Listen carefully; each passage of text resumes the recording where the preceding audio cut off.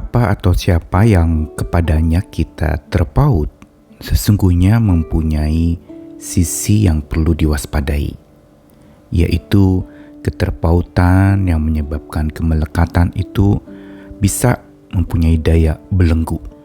Berarti kita akan terbelenggu di sana. Misalnya kita punya keinginan, kita bisa terbelenggu pada keinginan itu. Atau misalnya kita gandrung kepada seseorang dan kita juga bisa terbelenggu dalam hubungan yang sangat nempel atau melekat penuh kepada sosok itu. Dan bukan saja keinginan, tetapi kebutuhan kita pun bisa jadi belenggu kalau kita tidak hati-hati. Karena kita tentu saja wajar membutuhkan sesuatu atau membutuhkan seseorang. Namun kalau berlebihan dan kita sudah melekat erat, itu sudah menjadi berhala baru. Karena apa yang kita butuhkan itu bisa menjadi pengganti Tuhan yang justru memenuhi kebutuhan hidup kita. Karenanya, bukankah ingat di dalam kitab suci ketika orang-orang khawatir, maka Tuhan mengatakan, cari dulu kerajaan Allah, maka semua akan ditambahkan kepadamu. Seolah Tuhan ingin mengatakan bahwa apa yang engkau khawatirkan, apa yang engkau butuhkan, apa yang engkau inginkan, itu bisa jadi belenggu, tetapi kalau engkau mencari Tuhan dengan kerajaannya atau Tuhan sebagai Raja dalam hidupmu, maka dikatakan segala sesuatunya akan ditambahkan. Dan terkait dengan kebangkitan Kristus Yesus di hari Paskah, sesungguhnya mengingatkan kepada kita bahwa ini puncak dari segala karya keselamatan Tuhan untuk dunia ini. Ada sebuah kemenangan yang Yesus berhasil lakukan setelah dia menang atas maut. Dan inilah sebenarnya menjadi sebuah puncak kekuatan yang dahsyat untuk setiap orang percaya. Dia bangkit sesungguhnya bukan mendemonstrasikan sebuah kuasa bahwa dia sangat berkuasa atau maha kuasa. Tetapi sesungguhnya ada pesan yang begitu dalam terhadap kehidupan kita yang sering terbelenggu berkaitan dengan kemenangan dia. Yaitu kemenangan Kristus itu membuat kita bisa lepas dari segala macam belenggu. Sehingga hidup kita tidak lagi terbelenggu oleh apapun atau siapapun juga. Saya Nikolas Kurniawan kembali menemani dalam Sabda Tuhan. Kutipan dari Yesaya 51 ayat 14 sampai 16. Dikatakan, dia yang dipasung terbelenggu akan segera dibebaskan. Ia tidak akan turun mati ke liang kubur dan tidak akan kekurangan makanan. Sebab akulah Tuhan Allahmu yang mengharu birukan laut, sehingga gelombang-gelombangnya ribut. Tuhan semesta alam namanya. Aku menaruh firmanku ke dalam mulutmu dan menyembunyikan engkau dalam naungan tanganku, supaya aku kembali membentangkan langit dan meletakkan dasar bumi dan berkata kepada Sion, engkau adalah umatku. Yesaya 51 ini merupakan sebuah kabar gembira, berita tentang keselamatan buat orang-orang yang percaya kepada Tuhan.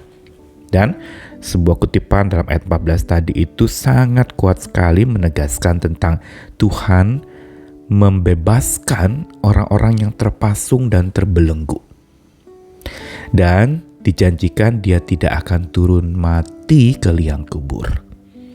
Ini mengandung atau menyiratkan sebuah pesan bahwa Tuhan sanggup membebaskan orang yang terbelenggu dan tidak akan turun mati ke liang kubur, yang berarti kalau mau diterjemahkan secara harafiah, dia tidak akan mati seterusnya, tapi dia akan dibangkitkan. Di sini ada pesan tentang kebangkitan Tuhan kita yang menjadi pelopor kebangkitan yang utama dan tidak mati lagi. Tentu saja berbeda dengan Lazarus yang bangkit lalu kemudian dia mati lagi, tetapi Yesus ketika bangkit dia hidup selamanya. Dan itulah yang sebenarnya membebaskan belenggu setiap orang percaya yang mengikat. Dan belenggu ini bisa bermacam-macam. Belenggu ini bisa juga hal-hal yang baik, tadi kebutuhan dan keinginan yang baik, tapi bisa juga kebutuhan dan keinginan yang buruk. Misalnya kita butuh sesuatu yang sebenarnya tidak pas untuk kita butuhkan atau Tuhan tidak inginkan untuk kita dipenuhi kebutuhan hal itu, maka itu semua kalau tidak hati-hati sekali lagi bisa jadi belenggu. Dan janji Tuhan bahwa orang yang dibebaskan dari belenggu ini menjadi pesan utama dari kemenangan Kristus, bahwa dia memang punya visi dan misi untuk bumi ini, bahwa orang-orang yang percaya kepadanya itu akan mengalami pembebasan, kemerdekaan yang abadi, karena Yesus sendiri sudah jadi pelopor untuk dia bebas dari kematian. Dan ini merupakan sebuah puncak dari kemerdekaan yang abadi, yaitu bebas dari kematian. Bukankah sering dikatakan bahwa kematian adalah sebuah kepastian dalam hidup? Kita semua akan mati. Itu sebuah kepastian. Tapi sekarang ada hal yang kedua yang merupakan sebuah kepastian dari sabda Tuhan, yaitu bahwa benar kepastian yang pasti akan terjadi adalah kematian setiap orang. Tetapi ada kepastian kedua, yaitu orang yang sudah mati itu dan mati di dalam Tuhan Yesus Kristus, maka dia akan dibangkitkan. Dan inilah sebenarnya pembebasan belenggu seseorang itu adalah ketika dia dibangkitkan dari kematian. Dia akan terbebas dari segala keinginan, hawa nafsu, segala kebutuhannya. Bahkan dikatakan tadi tidak akan kekurangan makanan. Bukankah ini kebutuhan setiap orang? Dan inilah dikatakan bahwa Tuhan dengan kedahsyatannya yang dikatakan mengharu birukan laut, gelombang-gelombangnya ribut, dan Tuhan berkuasa atas itu semua. Dan Tuhan juga menaruhkan firman-Nya ke dalam mulut setiap orang-orang yang sudah dibebaskan dari belenggu-belenggu atau ikatan dalam hidupnya, melindungi dalam naungan tangan-Nya, dan juga membentangkan langit, meletakkan dasar bumi bagi umat-Nya. Sehingga dia katakan, engkaulah kepunyaanku, umat milikku. Ini merupakan sebuah jaminan, dan inilah harusnya terjadi dari dampak atau berkat kebangkitan Kristus. Kemenangan di atas maut itu melepaskan belenggu sekaligus juga menepiskan segala ragu. Pesan sabda Tuhan hari ini mau ingatkan kita bahwa segala hal di dunia ini bisa buat kita terpaut dan terbelenggu. Karena itu waspada, hati-hati bila itu adalah hal yang bukan Tuhan. Itu bisa membuat kita terpaut dan bisa membuat kita terbelenggu. Tapi kalau kemenangan Tuhan Yesus Kristus yang kita pegang, karena dia sudah menang atas maut, dia akan lepaskan kita dari ikatan belenggu itu. Bukan berarti saya katakan bahwa kita tidak boleh membutuhkan atau menginginkan sesuatu. Silahkan. Namun bahwa itu ke dalam terang kasih Tuhan. Dia yang paling tahu. Dan dia akan memberikan kepada kita jawaban-jawaban yang tentu saja tidak membuat kita terbelenggu lagi kepada jawaban itu. Misalnya kita berdoa untuk meminta sesuatu, tetapi Tuhan tidak akan memberikan kalau dia tahu kalau apa yang dia berikan itu bisa membelenggu kita lagi.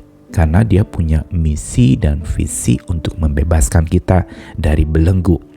Mari hari ini tetap dekat kepadanya, hidup selalu di dalam kemerdekaan dan kemenangannya atas maut, yang membuat kita juga bisa hilang segala ragu, ketidakpercayaan. Kita bawa kepada Tuhan sambil yakini dan imani rencana yang terbaik dan pemberian yang terbaik dari Tuhan. Walaupun mungkin di mata kita itu belum tentu yang terbaik, tetapi bersama dengan Tuhan kita akan terus dibimbing, dikuatkan, dilepaskan, dan diberikan kepada kita sebuah kemerdekaan sejati oleh kemenangannya yang abadi dari kematian. Sekali lagi, mari terus radiasi Paskah itu tetap menetap di jiwa kita dan tetap menjadi kekuatan kita untuk melangkah maju bersama dengan Tuhan melalui belantara kehidupan kita yang penuh tantangan.